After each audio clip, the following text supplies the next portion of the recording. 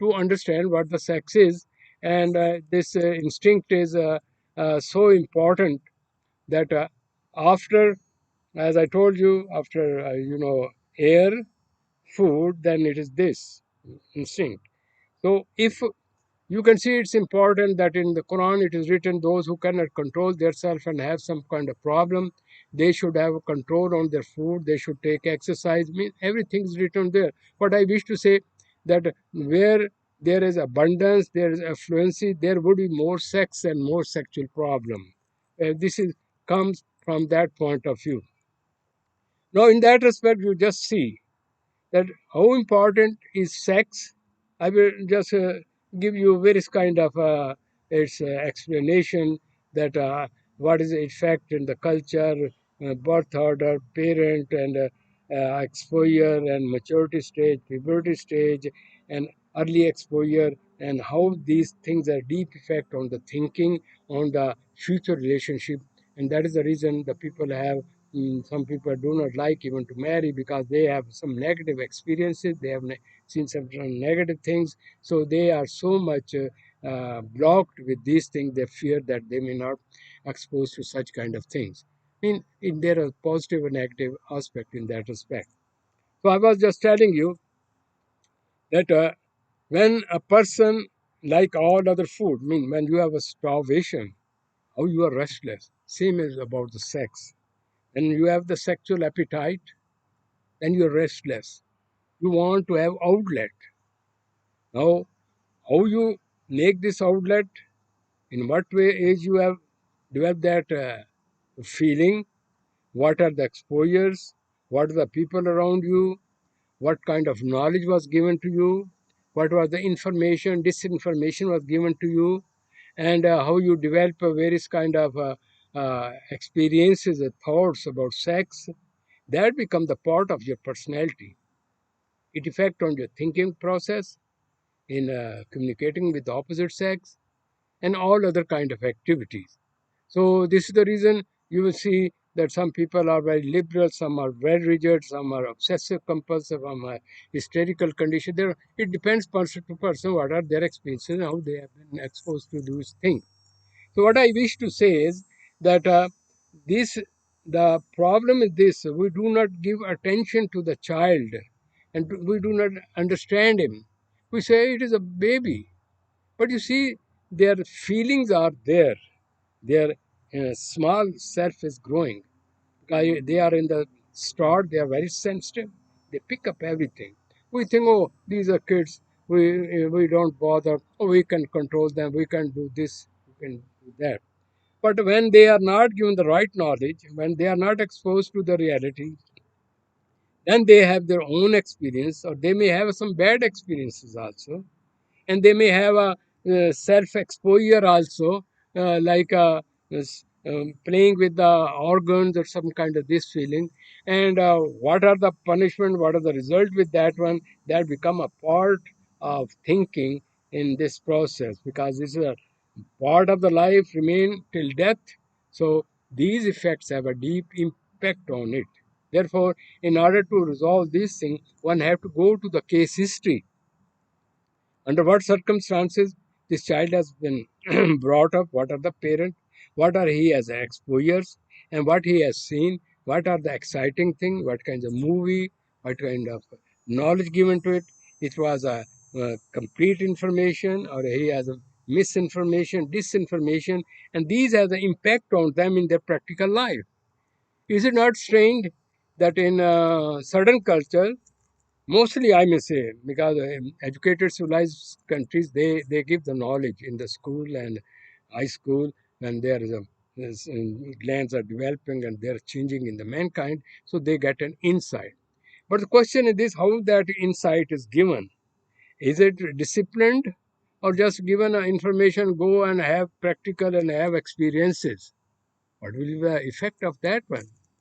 And those homes where even when the girl is going to marry, mostly they have a control on the females.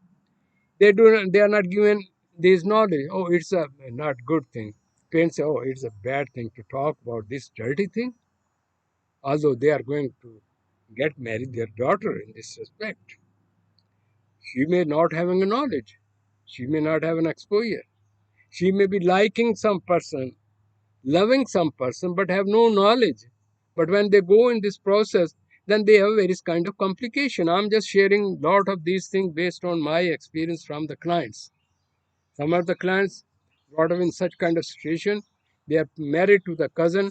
When they say it is very difficult to, how this person, I've been saying my brother, and now I may have a relation with this thing. I'm a very dirty woman. So they become cold when they have the relationship with their, I may say, husband.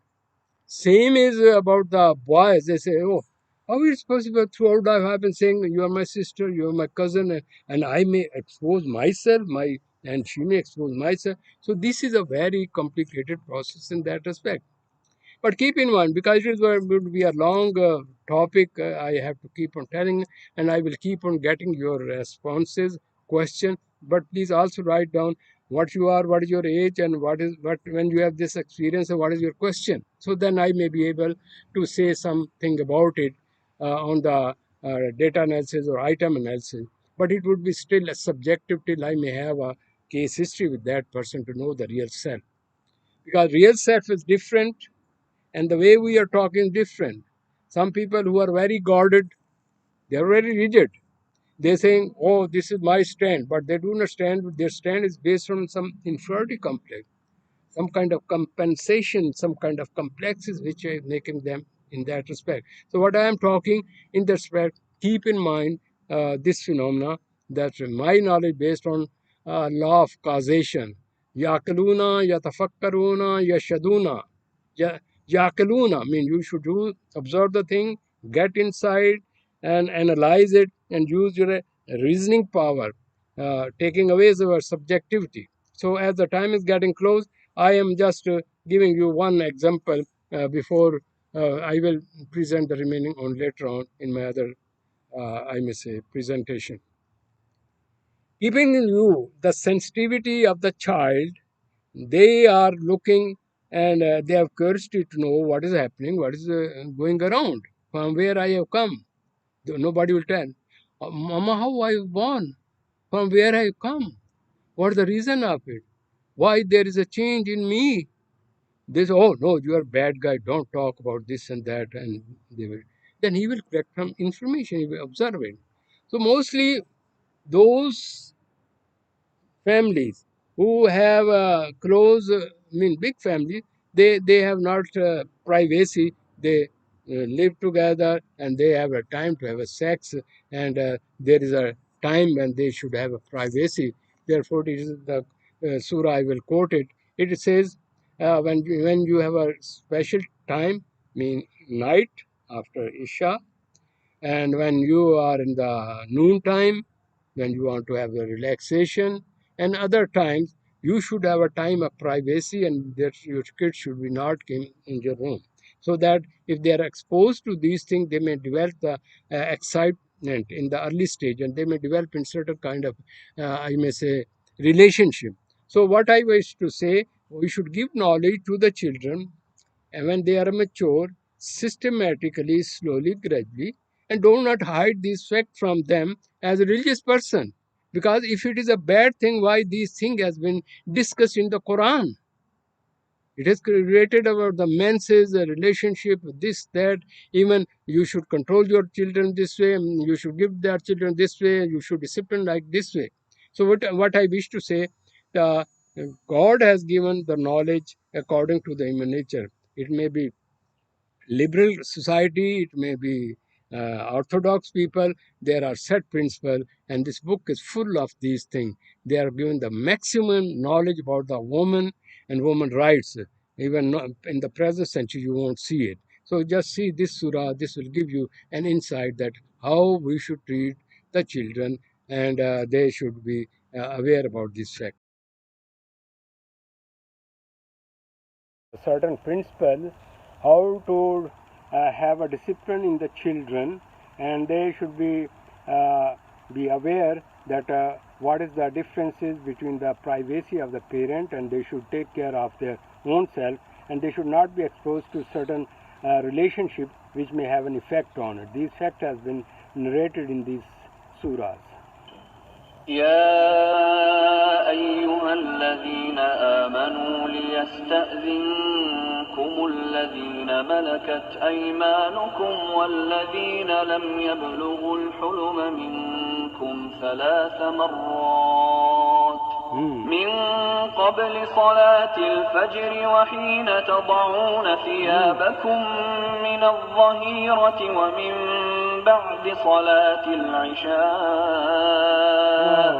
3 عورات لكم ليس عليكم ولا عليهم جناح بعدهن طوافون عليكم بعضكم على بعض كذلك يبين الله لكم الآيات والله عليم حكيم. O you who have believed, let those whom your right hands possess and those who have not yet reached puberty among you ask permission of you before entering it 3 times. Before the dawn prayer, and when you put aside your clothing for rest at noon, and after the night prayer. These are 3 times of privacy for you. There is no blame upon you nor upon them beyond these periods, for they habitually circulate among you, some of you among others. Thus does Allah make clear to you the verses, and Allah is knowing and wise. وَإِذَا بَلَغَ الْأَطْفَالُ مِنكُمُ الْحُلُمَ فَلْيَسْتَأْذِنُوا كَمَا اسْتَأْذَنَ الَّذِينَ مِن قَبْلِهِمْ كَذَلِكَ يُبَيِّنُ اللَّهُ لَكُمْ آيَاتِهِ وَاللَّهُ عَلِيمٌ حَكِيمٌ. And when the children among you reach puberty, let them ask permission at all times, as those before them have done. Thus does Allah make clear to you His verses, and Allah is knowing and wise. والقواعد من النساء اللاتي لا يرجون نكاحا فليس عليهن جناح أن يضعن ثيابهن غير متبرجات بزينة وأن يستعففن خير لهم والله سميع عليم. And women of post-menstrual age who have no desire for marriage, there is no blame upon them for putting aside their outer garments but not displaying adornment. But to modestly refrain from that is better for them. And Allah is hearing and knowing. ليس على الأعمى حرج ولا على الأعرج حرج ولا على المريض حرج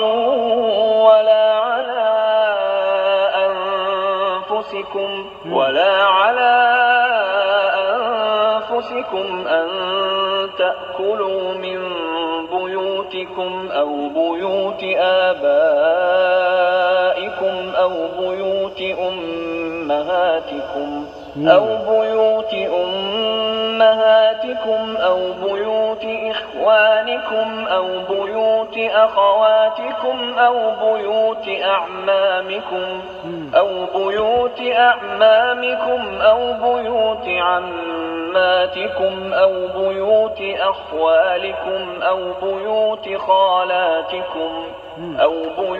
خالاتكم أو ما ملكتم مفاتحه أو صديقكم ليس عليكم جناح أن تأكلوا جميعا أو أشتاتا فإذا دخلتم بيوتا فسلموا على أنفسكم تحية من عند